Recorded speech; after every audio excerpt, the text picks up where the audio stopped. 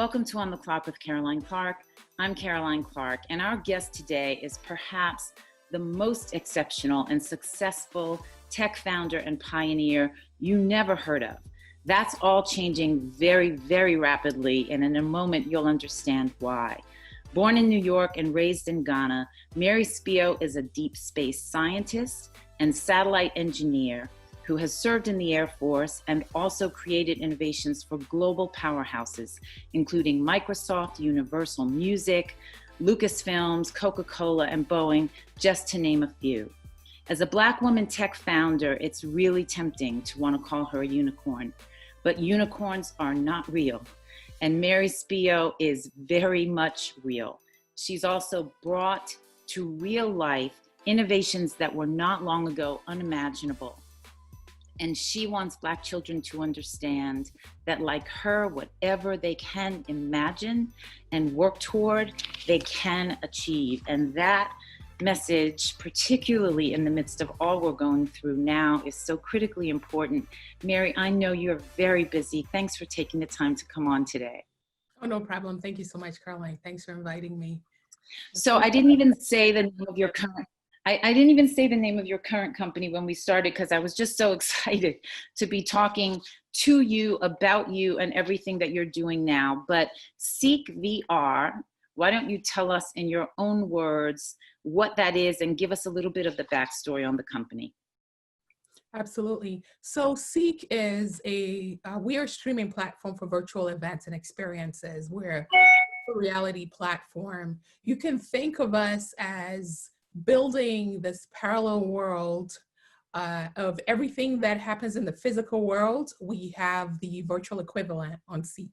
So virtual concerts. So we've got concert halls, and we've got content from the likes of Lady Gaga. We just did a Ziggy Marley tribute to Bob Marley that had like 9.8 million views.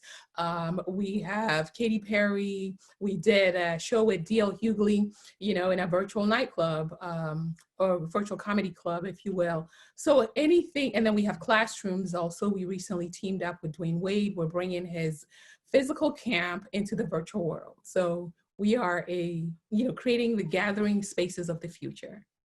Yeah, I know that very often you're sort of described as, the ticket master for virtual reality. And this pandemic has created enormous opportunity as everyone has started to try to figure out, how do we bring concerts and games and camps like Dwayne Wade's, and, tributes like Ziggy Marley's to his father, to people now that they're all unable to gather in these large stadiums. But Seek VR started in 2016, I believe, yes. Prior to the pandemic. And I think it's interesting. It was sort of Adele had a concert. Not everyone could go. Can you talk about the very root of it? Yeah, and this is what I say, with the pandemic, right, we have a lot of opportunities, but even before that, for concerts, we built this platform to service exactly that. A lot of people that are not able to go to concerts for whatever reason. And, the example that you gave with Adele, having a concert where she only had 100,000 tickets. 10 million people tried to buy those 100,000 tickets. And we built a platform to sell tickets to those, 9.9 million people that couldn't go, to that 99%. And it's very typical for a lot of the mega stars. Another example I give is Guns N' Roses. They sold 1 million tickets in 24 hours. They just physically can't replicate themselves. So they have the content on our platform. So we build the platform as a means of helping, artists, excuse me, as a means of helping artists extend their reach globally. So talk to me about your background, because I think that, what you envisioned with 3D and virtual reality, these are things that in the marketplace we've been seeing for a while, but we haven't seen them applied really the way you have been able to apply them. And your level of success, let's face it, particularly as a Black woman in tech, is really stunning. And I'm curious about, what your pathway to launching Seek was, and what you think the key has been to your being able to get through significant hurdles, of which I know there were Many. Um, I would say, in terms of my pathway, I mean, my background is deep space scientist. I'm a deep space engineer, so I started out building satellites, but I didn't know anything about engineering. I had no engineers in my family, so I didn't, know that that was a path for me. So I started out going into the military. When I went in the military, I realized that, I really enjoyed building things, and I also scored very highly on the math and science in the military. And so it just became where, I was advised by one of the engineers in there to look into a career in engineering. So I became a deep space scientist. That's how I got into technology that way. And I've always had a different perspective, and, have also been very, very fortunate to be at the right place at the right time, taking advantage of a lot of opportunities. And the first of such opportunity was with Aerospace Corporation, with the CEO, Wanda Austin, had a internship for minorities. And, I fought hard to be part of that program. It introduced me to another world of satellite communication. So I knew that's what I wanted to do. So building satellites, and then I went from building satellites to building applications that use the satellites. And I came up with several technologies, sold 4 patents to Boeing. After that, we launched a digital cinema platform inside of Boeing. And then I left to, do my own streaming company, which was an online streaming platform, saw the opportunity for digital delivery of content via virtual reality. And I knew it was going to be the future because, that's just where content was going. And no one had the experience, the passion, or the resources, to build something for the music industry and also for education. And so I did exactly that. So if I had to, point to something that I think has helped really in terms of success, a lot of times I go into any scenario, every company that I've worked for, I went with an entrepreneurial mindset. I didn't just focus on just being an engineer. I didn't focus on just a 9 to 5. I was usually the first person in and the last person to leave. And I really learned about the insides of everything. With Boeing Digital Cinema, I wanted to understand the studios.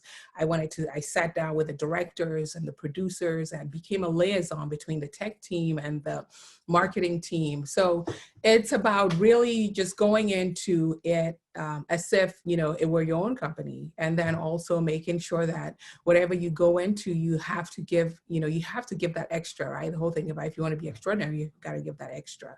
So I always give that extra. You clearly give a whole lot of extra, but I think what's so fascinating about you, Mary, is that your backstory. I mentioned that you were born in New York and raised in Ghana. You came back to the United States at the age of 16. And I know you came, on your own with your father at your back, saying he wanted you to create magic in the world. I think it's a beautiful story that you tell about your father sending you off.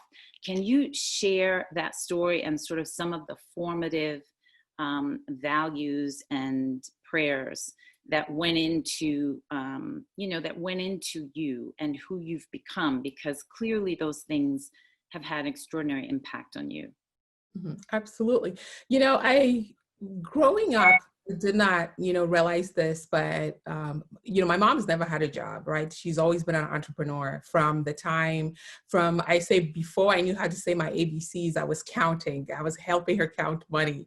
So I was in her classroom first, learning how to become an entrepreneur, seeing the way she was doing things, not knowing that later on I would become an entrepreneur myself. And then also with my father, being there, making sure that, I could pursue my passion, always trusting my judgment, even from a very young age. And so I think that between, my parents, I've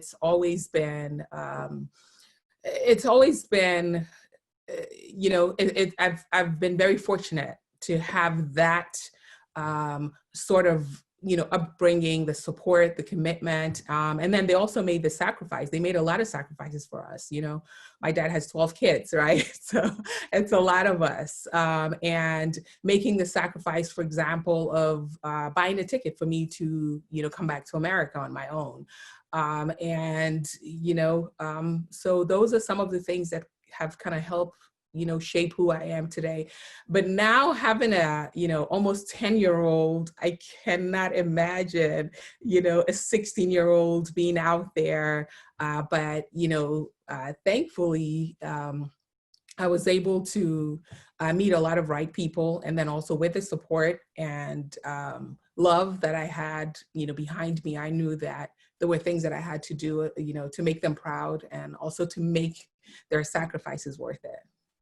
I love your resume because it includes, I think your first job was at McDonald's, right? Yes. And then you have the Air Force piece of it. And then, you have this really extraordinary corporate career in tech as a Black woman that you then transitioned into entrepreneurship. But I know that your resume does not reflect the really difficult times in both decision-making in terms of charting a career that you really didn't have a precedent for, So how have you gone about modeling yourself and putting the pieces together for what your career trajectory would be when you really haven't seen anyone who looks like you achieving that ahead of you? A big part of it too, I've looked to what I call these invisible mentors, right? And so, for example, while at aerospace, Dr. Wanda Austin, who happens to be a Black woman as well, being the CEO of a, massive technology company, seeing that, and then also just drawing inspiration from so many other people. And reaching out to the best in my industry, whether they're male, female, Black, white.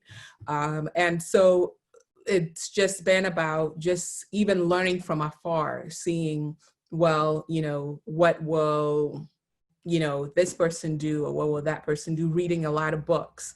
A Passion to Win, that's one of the first books that I read, about entrepreneurship by Sumner Redstone, who launched. So a big part of it has just been looking at these invisible mentors and, learning from their journey, and not really caring, whether, so Sumner Redstone is, is an old white guy, but to me, the things that he had accomplished. And if this guy is taking all of his experience and putting it in a book so I can learn, about the mistakes and the positive things that he's done, of course, I'm going to read that. So reading a lot of books from people who in my industry or where I wanted to go, who've done it successfully, has been, a very, very crucial part of my journey. Where have the most difficult moments been? What were those points where you thought, I just don't know if I can do this at all? As an entrepreneur, right? Because as an engineer, I was working with the Boeing company. I had, fantastic experiences. I was never made to feel as if, well, you're a woman, you're this. I was just treated as an engineer with the utmost respect. I was head of satellite communications there, launched all these technologies that changed the entire movie industry with the streaming patents. And then I had all these opportunities to contribute my talent. So I decided to launch my own company. The company started to grow. I brought in investors. And then as I brought in investors, the strange thing is the more successful the company got, the more they felt like they needed to have a white face, which to me didn't make any kind of sense. But that's something that, you were seeing a lot of, that we see a lot of as, I talk about some of these headlines where this comes in and so is out. So I had to overcome some of those challenges of having to deal with the fact that there were people out there in the world that, didn't believe that, regardless of your talent, regardless of your resume, and regardless of what you bring to the table, that they felt that, the shortcut, would be to just have some random, person because of the skin of their color, lead an organization that you've built. And they did this. They brought in a white CEO Yeah, over in your own company, right? yeah, yeah. And and We did. so what was your response to that? How did you even navigate that moment and its aftermath? I mean, looking at it now, I dealt with it as best as I could. And, just moved on to other things. And if they hadn't, done that, I wouldn't be where I am today. And also, after that, now I look very closely at everything, right? You have to look at all the fine print. You have to understand your board composition. You have to understand who you want to take money from, who you don't want to take money from. And you have to consciously and mindfully build your business and your company. And so that having happened early on, it, allowed me to even build an even better company. They say the wounded deer jumps the highest. That's, basically what happens when you're not in a position of privilege. You have to work really hard to build something that's sustainable. And that's exactly what I did. It was a hard time, right? I was pregnant with twins and, trying to, and that's another thing too. I've been seeing a lot of women post lately, how they're getting kicked out of their companies while they're pregnant. Which is like, it's so ridiculous. But that was a very, very trying time for me to have to go through that. One, being pregnant, and two, being a woman and a person of color as well. In launching Seek VR, I know that, Silicon Valley did not come through for you. And you still, you're in the incredible position of being able to use revenue to help continually support the company. But you've also found investors, largely through clients and people who've just used what you've built and found it so phenomenal. But, it does not change the fact that Silicon Valley did not come through for you. So, as you think about this experience that you had and you look at Silicon Valley, here we are halfway through 2020, and you've perhaps seen, some of these latest, big tech CEOs coming before Congress to discuss where Silicon Valley is now with the monopolies and so forth. What are your biggest concerns about Silicon Valley and where it is?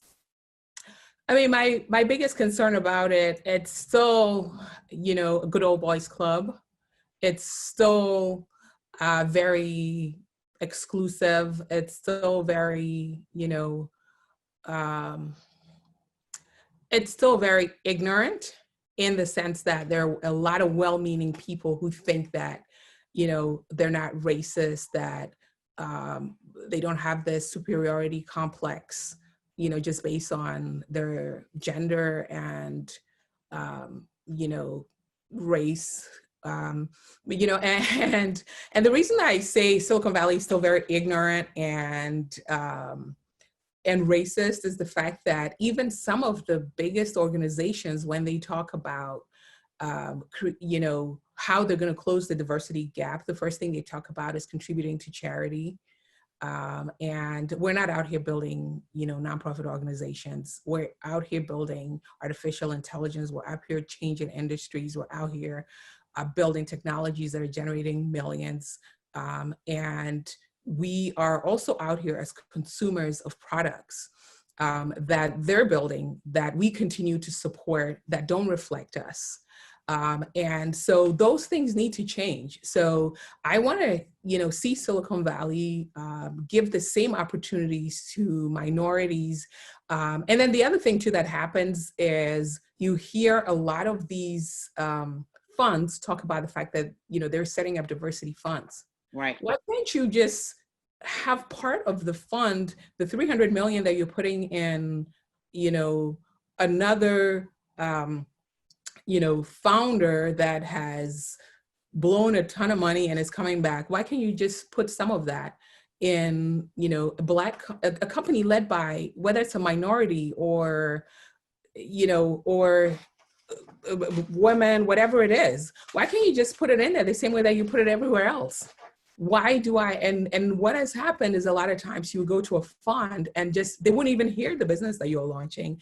And they would say, well, we don't have a minority fund. We don't have a diversity fund, you know, but you're a human being like everybody else. You don't have to send me to your diversity fund. You don't have to send me to your minority fund. You can just send me to the people that make decisions on every other business, you know? And so that mindset has to change. The fact that if it's a woman-led company, you have to send them to a minority fund. If it's a Black person, you have to send them to a minority fund. And you still see a lot of that happening, you know, and you hear people talk about things like, why should I invest in something that's substandard when they hear of a Black founder? You don't even know what I have to present. So how do you know it's, you know, my ice is not as cold as everybody else? So there's still a lot of that goes on, and that needs to change. But the only way that's going to change is we have to start funding our own businesses. And we also, as consumers, have to make platforms that do not have our best interest accountable. You know, when you're in a platform and you look at their board and you look at their leadership and there are no faces that look like you have to make them accountable. You know, we should not just, social currency is very, very vital today. Don't just give that away, you know, to these platforms that do not have our interest at heart. And if they want to talk to Congress about, you know, how they're changing, why don't they talk about what they're doing in terms of diversity and reflecting their demographic? If you want to sell to me, then you need to have leadership that, you know, reflects who I am. And you simply don't see that. And they've gotten away with that for way too long. I know that you've become increasingly outspoken about this, and, you know, it's so critically important, and there are not enough of us who are speaking out about it, particularly those who are really successful and have broken through, you know, because that's who they hear the loudest. So as you have become more vocal, have you had any inquiries, you know, perhaps from VCs who you may have reached out to long ago, you know, as Seek becomes more visible? Is anyone circling back to say, hey, you know what, I kind of blew it, and I need you, you know, we're having all these ally conversations, right? Have you had people reaching out to you to say, can you help me help you? You know, that whole conversation that many Blacks are having now? Not enough people.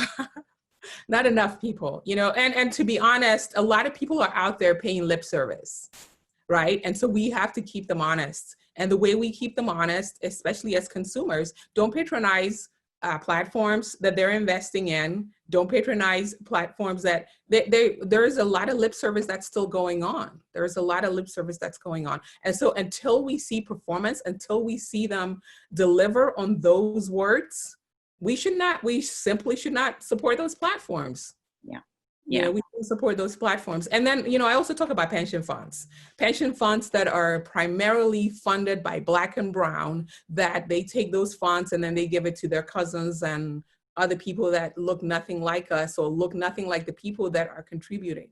So those funds also, and the people contributing to it, also need to hold where their money is going. They need to hold those people accountable. So as consumers, and then we need to, most importantly, support platforms that have, you know, that are led and created by people that look like us. We just have to do that. As you know, have looked to fund the sustaining and growth of your business, are you also looking to help fund others? Have you had people reach out to you for funding in their businesses? Well, what I do helps people create revenue, right? So the Seek platform, we distribute, you know, musical content. We're creating classrooms. We have motivational speakers that are creating content on there. We have D.L. Hughley on there, comedians. So through the platform itself is democratizing access to revenue, access to new streams of revenue. So you might not have a movie on Netflix, but you can create a platform, you can use the platform to monetize your content and reach your customers. So what we do is really just giving right back to the community.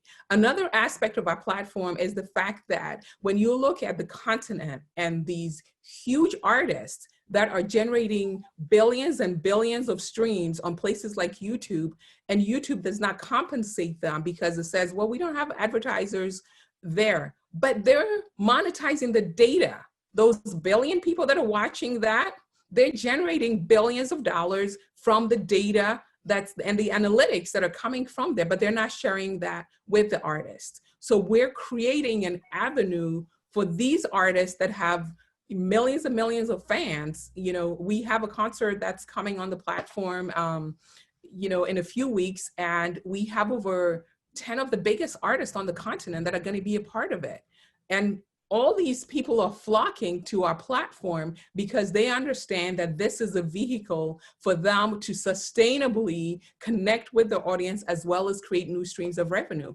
And it's going to, this is the future. This is the future of where we're going. This is the reason why our investors are the celebrities. Our investors are elite athletes. They're the celebrities. They're the people that are using our platform because they're saying time's up. Time's up. We're no longer going to give our content. We're no longer going to give all this to these platforms that don't respect our fans, that could care less about who we are, and will say that our music is not, it's not monetizable. But then you take another artist of a different genre, right? You can have two same content. One person will be hip hop and they put it out there and they'll say, well, we're not going to monetize that through advertising. And the same person, a urban person will have the same lyrics, but then they will provide monetization for that person. So these systems, these platforms themselves are built to have these systematic algorithms that are discriminating against the fan and content creators of color. And that's what we're fixing.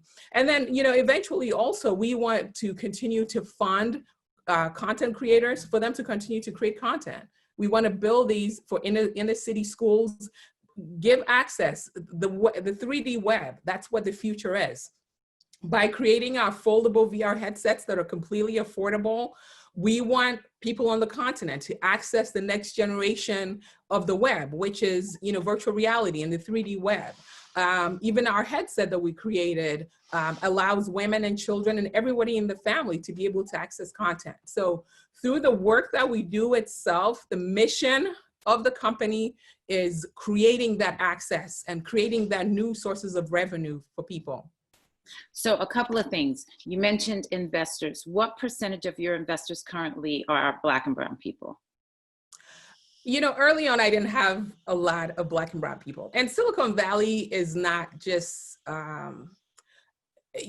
Silicon Valley is a specific mindset, right? But my early investors were, primarily not people of color.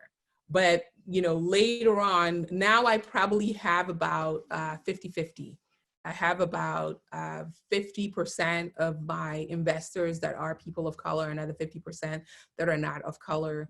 And then, I have my women investors also, yeah.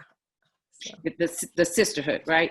Sisterhood, yeah. The sisterhood. And one of the things I love, and this speaks again to the value of diversity, is that you have paid particular attention in the development of your headset to the specific needs of women and children, because so much of what is developed in tech really doesn't take into account, the specific physicalness or physiology of African Americans, of brown people, of, women. And so, things like earbuds, they don't necessarily fit because there are details that no one bothers to consider, right? Yes.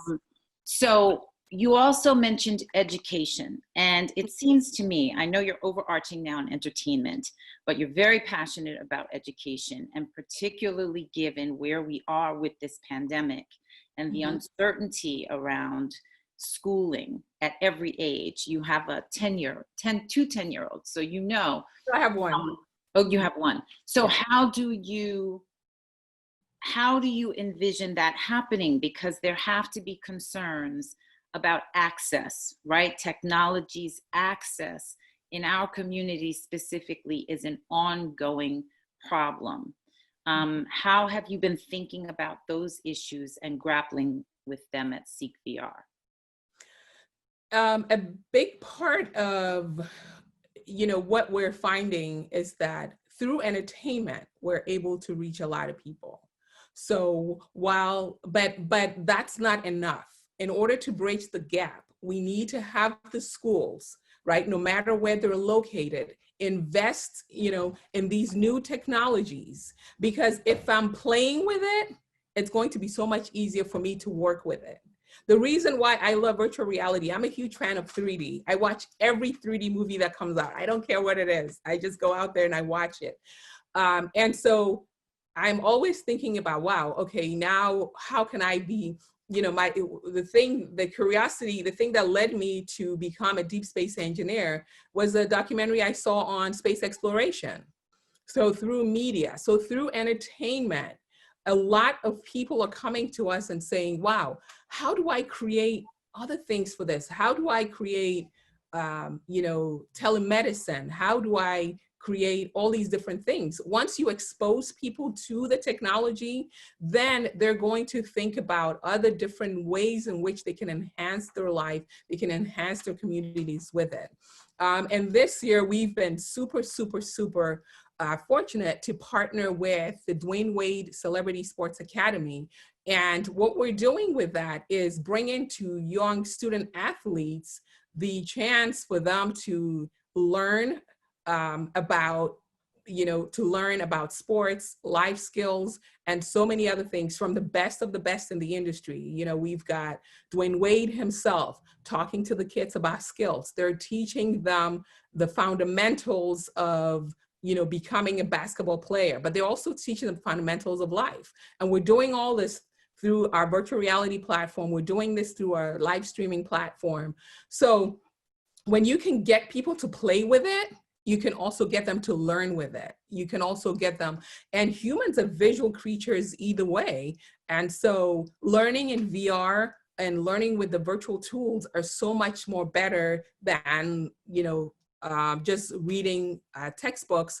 And this is the way that we find that engage kids so much more, and adults so much more. So what we want to do next is really get the schools to introduce this, no matter which area they're in. Because when I visit, a lot of times, unfortunately, I get invited to these private schools and academies and very wealthy areas, and they have all these tools there, so. But I'm not getting invited to the inner city schools, and then also the schools that I go on my own to visit, they don't have these tools there. We need to get these tools there, What are the costs? What are the costs associated with it?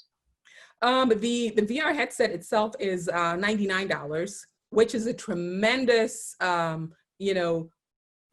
economical cost, because when you look at a lot of the devices that are in the marketplace, you have to buy a $3,000 machine and the gaming computer, and then the headset itself might be like $300 to $600, or there's some that's even $3,000. And then the games, so it's not really meant to get everybody to be able to access it, which is something that I was very cognizant of also.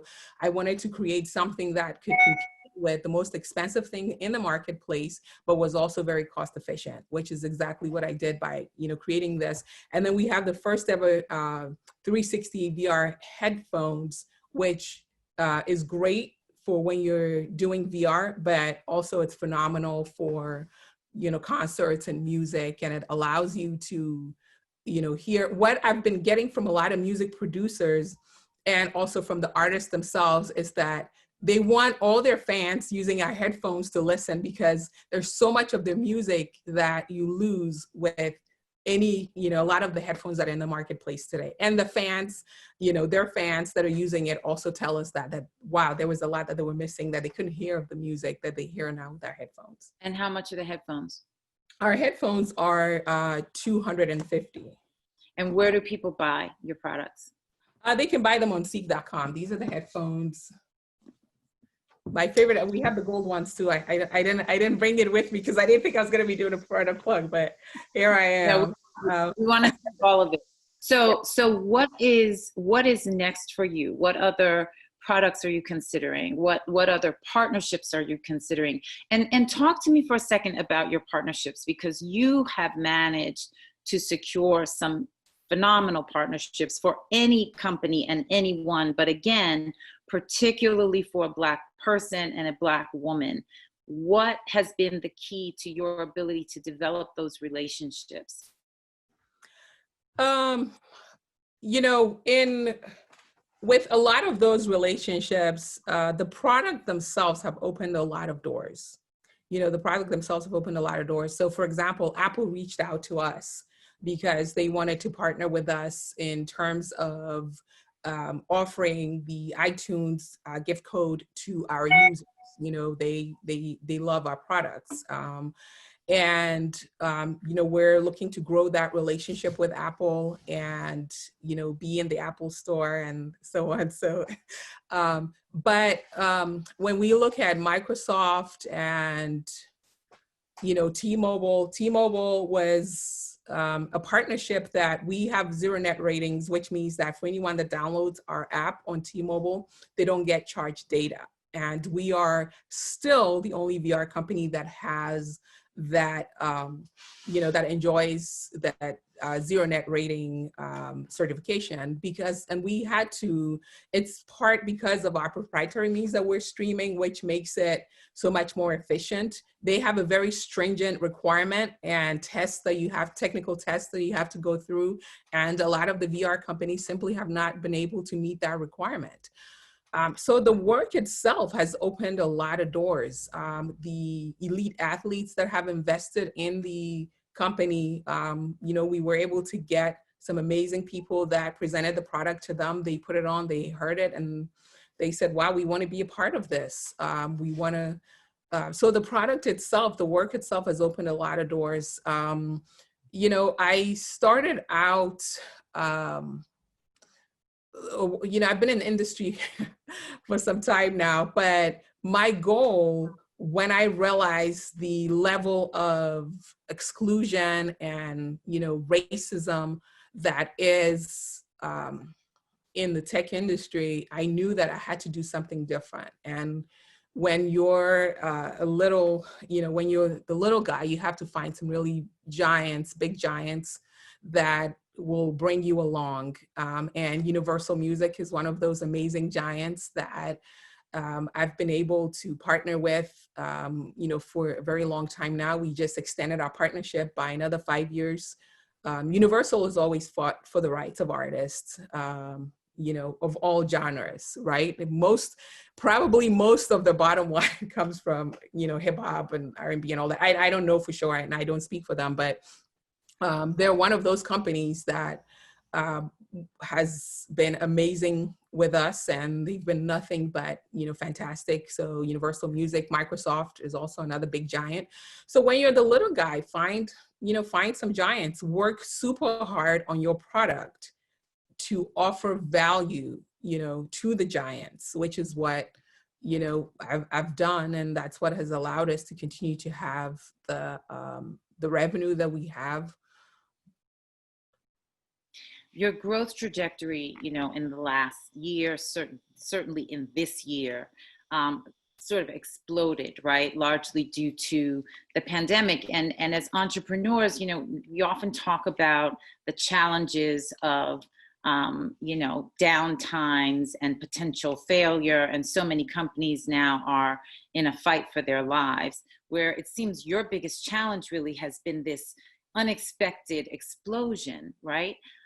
Which is a significant challenge in and of itself. How have you had to pivot to meet this explosive demand in the last several months? And how has it shifted your plans for, you know, the short-term future? You know, a big part of, I think Oprah, you know, said this about luck being opportunity meeting preparation. Yeah. If you look at Dwayne Wade, in terms of them bringing their camp onto our platform 100% this year, we were working with them before the pandemic. You know, so they already knew about us. They already knew our capabilities. We were already. So what were you doing with them before the pandemic? Well, the platform helps extend the reach. So Dwayne Wade for example, had his camp in Chicago and Miami, but he has fans all over the world that want to attend his camp. So we captured the camp as a supplement to make it available to his global fan base all around the world. You know, but they didn't expect for it to be entirely 100% virtual. Right. So it was, well, first we're capturing it, and then now it's like, oh wow, now you have the whole thing, right? We were the side attraction, but now we're the main attraction, sort of. It's the same with D.L. Hughley.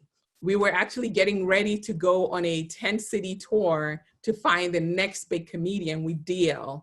And then this happened. And so we had to pivot to where now we are not going to be having these physical events. Now we're going to have DL on the platform virtually. And it's the same with Universal Music. We had a lot of different artists that we were doing, but there is no way we would have had the whole 75th anniversary celebration of Bob Marley on the platform. So a lot of the things that we were doing before, now all of a sudden it's like, okay, now it's at the forefront of what it is that we were doing. And now people completely understand our value proposition that is going to live well beyond, this pandemic, whenever that is. So right. It's not like all of a sudden there's this influx of business that now when the pandemic goes away, it's not going to happen. Now people like, oh, we understand that we can have a virtual classroom, but the influx is coming from the schools, for example, because the schools, we were talking to them before and they're like, yeah, it's kind of nice to have, but, we can't imagine, virtual right now. We're just gonna, keep doing what we're doing the same way that works and that doesn't work, but we're just going to keep going the same way. And then all of a sudden with the pandemic, now they're calling us saying, okay, please, we need to have these virtual classrooms, especially universities where kids are dropping out and they want that social interaction. So Zoom is good, but they want to be in an environment where they could see each other together, and virtual reality lends itself to that. Right. So a huge part of the influx is now coming from universities, is coming from schools that now need a new way to engage and teach kids into the future. So it's completely accelerated, the trajectory, which is, why we need to bring in more funds to accommodate a lot of the demand that we have now for, for a lot of the Silicon Valley companies that are getting billions. Their biggest challenge is trying to find a business model and trying to find partnerships. And a lot of them are going out of business because, with the pandemic, they can sustain what they're doing, whereas ours is the opposite. We have a ton, we have a pipeline that's just exploding at the seams that we need to bring additional funds in order to really, explode all of that. How about your pipeline of talent? Because, this is what tech companies always talk about. They can't find us, they can't find people. Yes. How much have you had to expand your team? And, what is your pipeline like for that? Yeah, and you just touched on another thing. The one thing I hate hearing is that, oh, tech has a pipeline issue. Tech doesn't have a pipeline issue. It doesn't have a pipeline issue. They just don't want to solve the problem. If they want to solve the problem, they know exactly how to solve it. You invest in Black founders, they are going to find highly qualified people. When you look at one of the co-founders of Twitter, Buzz Stone, I think that's his name. I heard him at a conference where they were asking him about his qualifications, how he became a Twitter founder. He said, I'm friends with Jack Dorsey. Right. Most of these, and that cuts across the board. Most of these people are, oh, I was roommates with Mark Zuckerberg. Oh, I was roommates with so-and-so. It's a network effect. It's not a pipeline problem. And if you're not investing in the right places, we have so much talent that's coming to us. And the other, advantage that we have is also we're tapping into a global pipeline of qualified candidates. We have an office in Ghana where we have animators, we have programmers, we have people, all over the world in places that people don't want to look. They just don't want to look there. And so they say we have a pipeline problem. They don't have a pipeline problem. There are a lot of qualified people out there. Yeah. How do you envision your company now? You know, you're at a point where you've had to pivot, you've responded to a global reality that no one saw coming, but even once it leaves, it will have changed us and business forever. Forever. Um, and so as you grow your company, as you respond to these changes, as you reimagine the possibilities for it and for you as a leader in tech, who do you model yourself after? You know, when Silicon Valley has been so void of responsibility, responsiveness, you know, innovation, disruption, the word they most love, right? They certainly haven't disrupted the idea of diversity in corporate America. So who do you model yourself after? Where do you look for what you want to be and what you want your company to be? I look for a lot of parallels, right? So of course I look to people like Oprah, I look to people like Tyler Perry. I was shocked to hear him talk about how, you know, his industry has also kind of underestimated him, kind of ignored or, you know, tried not to recognize. And so I think it's a universal issue that we face as people of color, right? The marginalization, the trivialization, the, you know, pretense of not, you know, they pretend, oh, we didn't see you there, you know, kind of deal. So I look at a lot of people outside of the industry that have been able to overcome a lot of these challenges. That's who I look to. You know, I don't look to the Elon Musks and the Zuckerbergs, and that's not who my personal heroes are, because my path is different and my path is more similar to Tyler Perry or Oprah or, you know, President Obama and so on. Those are the people that I look to. And where I see the company going, we're building the gathering places of the future. So, you know, the beautiful home that you're sitting in, we're going to be able to build something like that in VR. So it wouldn't matter whether I'm in a small town in Monrovia, whether I'm in a small, you know, place in Idaho or whatever. I could put on my VR headset and all of a sudden I'll be in a beautiful home. And for those few minutes, whether I invite friends to come and chill out with me, whether I'm doing my homework, whether I'm going to school, whether I'm going to Harvard, you know, that is what we're doing. We're building the meeting places of the future. Because when all this is said and done, the virtual world is, you know, now digital assets are becoming more valuable. The banks are talking about doing away with, you know, physical currency. So that is what we're building.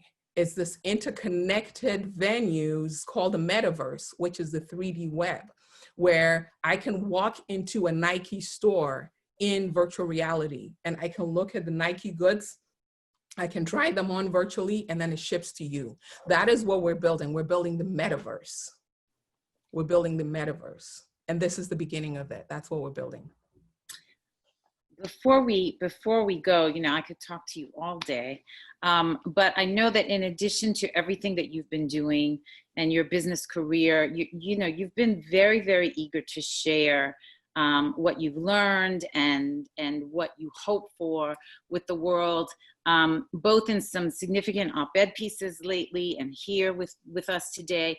And you wrote a book called "It's Not Rocket Science: 7 Game-Changing Traits for right? So, Yeah. for success." So I'm curious to know these 7 game-changing traits. What are those?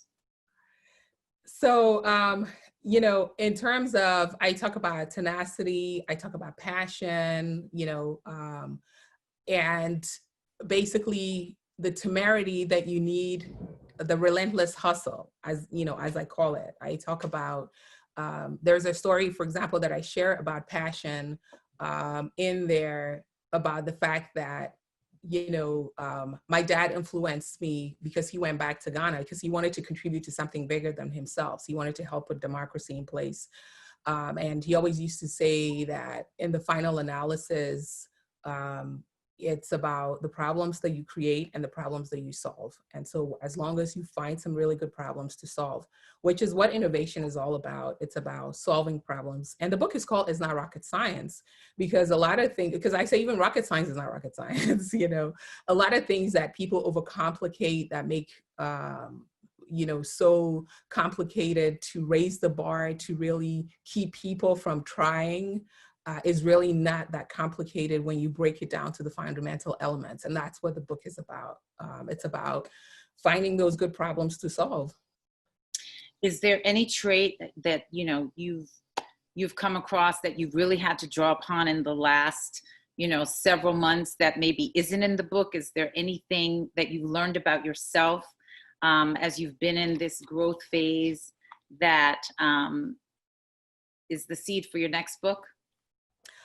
I think my next book has to be on, you know, the hypocrisy of the so-called, you know, the meritocracy that is preached so much in America, is preached so much in Silicon Valley, in the tech world, and all of that. Because I speak to a lot of young people, and I think a lot of people feel very frustrated because they don't realize that there are a lot of lies that they've been sold in certain areas.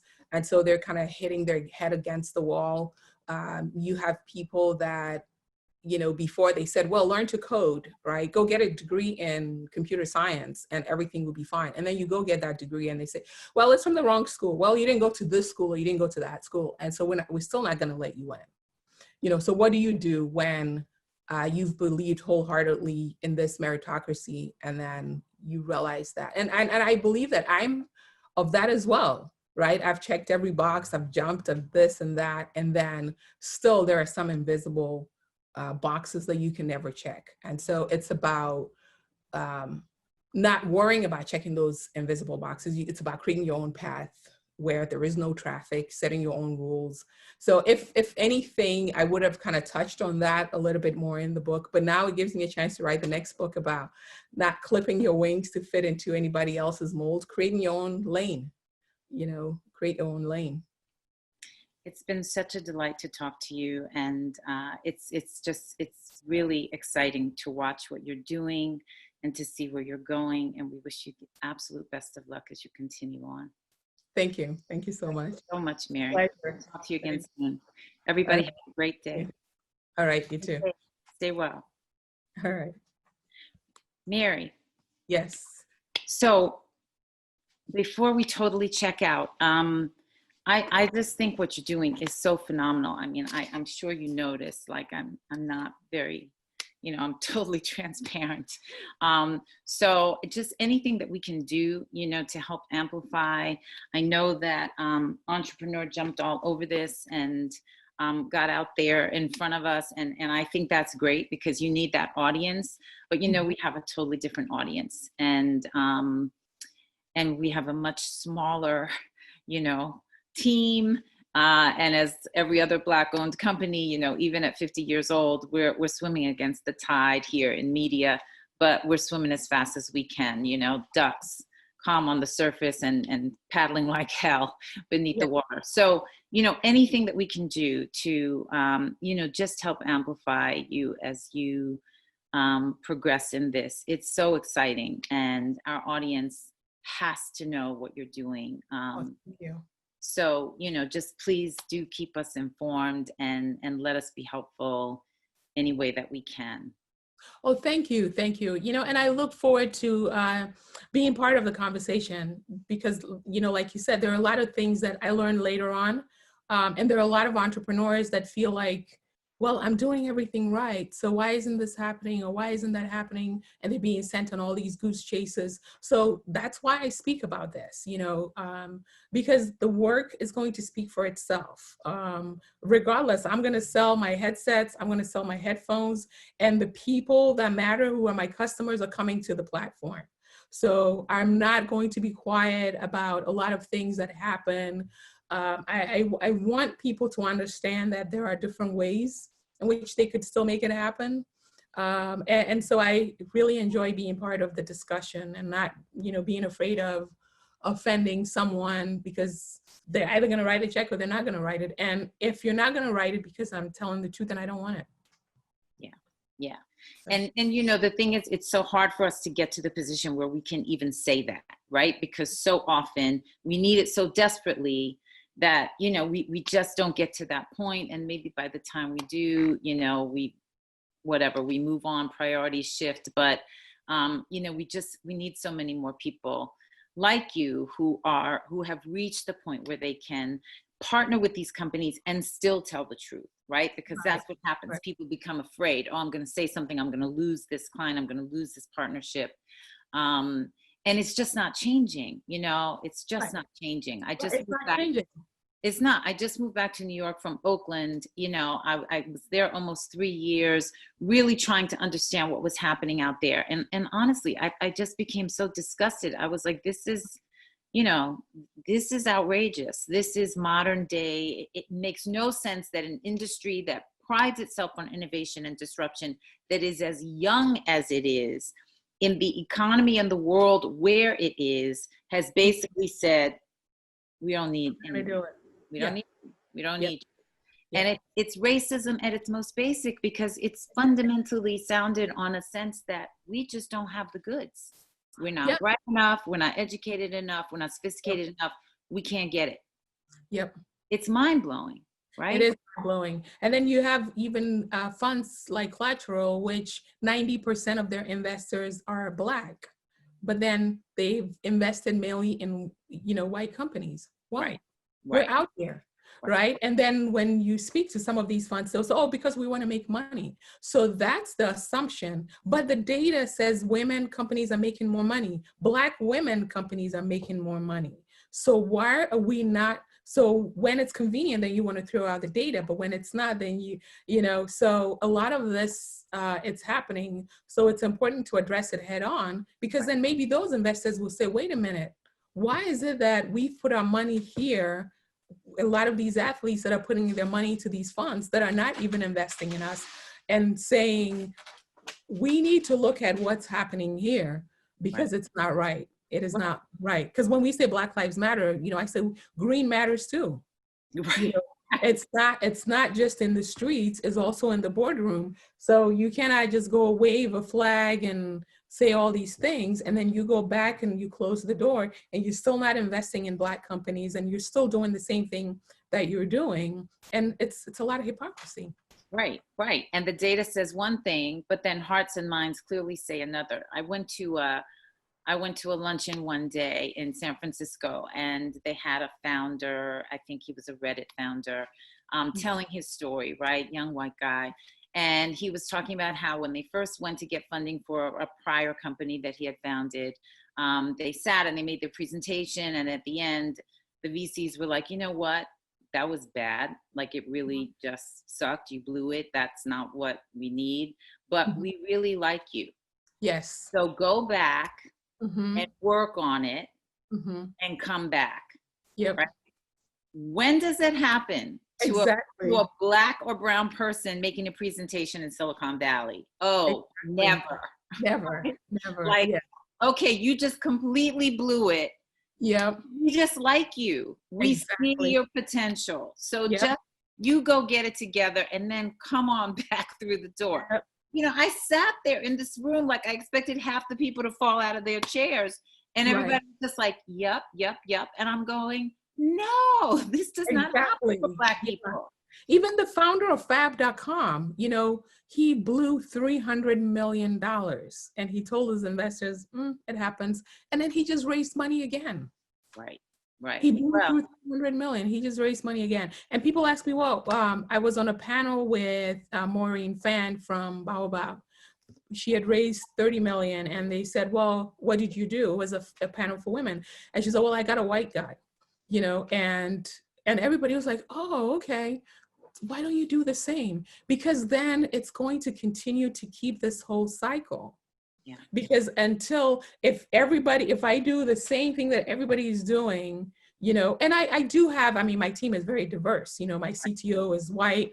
I have, you know, different people. But the point is, when you go bring someone to be your face just to do that, then what's going to happen is when it happens, they're just going to keep giving the credit, and keep saying, well, where is the Black unicorn? We don't have one. So we're going to continue to invest, do the same thing that we've been doing forever. So it's so important, which is why it's important to be out here to fight and to continue to do it, so that they know that we're out here and we're capable. Yeah. So. Yeah, absolutely. Well, hats off, salute. Oh, So thank you. proud of you. Big ups. Thank you. I'll do the whole whatever. Oh, thank you. I'm so happy to see you. I'm so excited because we Thank you. desperately need it, and we have to show kids, what's possible. We have to show other women what's possible. We're having our first ever, we have a brand. I had a brand called Women of Power, which up until now has really just been focused on Black women in corporate America across all industry. But we're having our first conference in September specifically for women in tech, Women of Power Tech. Nice. Okay. And it's going to be virtual. It was supposed to be in Silicon Valley, but it's going to be virtual. And, I would love if we can involve you in some way. I'd love to be a part of it, definitely. I want people to know thank you. And I want people to know our products, because once they try it, they love it. Actually, one of our investors tried it on and said, do you need anything? And I'm like, yeah, we need funds. And he was like, how much? And they wrote a check shortly after that. So the product is speaking for itself. So I want people to be out there to know about the product, to try it, to try headphones or headsets, our platform. And most importantly, for other people to be inspired to go on their own path and know that it's possible. Yeah, well, I hope that we can get you there. So I will work, with your team to make that happen. And just really thank you for the time today. It's just a pleasure. Oh, no problem. Thank you. Talk again. Bye-bye. Stay safe. Stay well. Oh, thank you.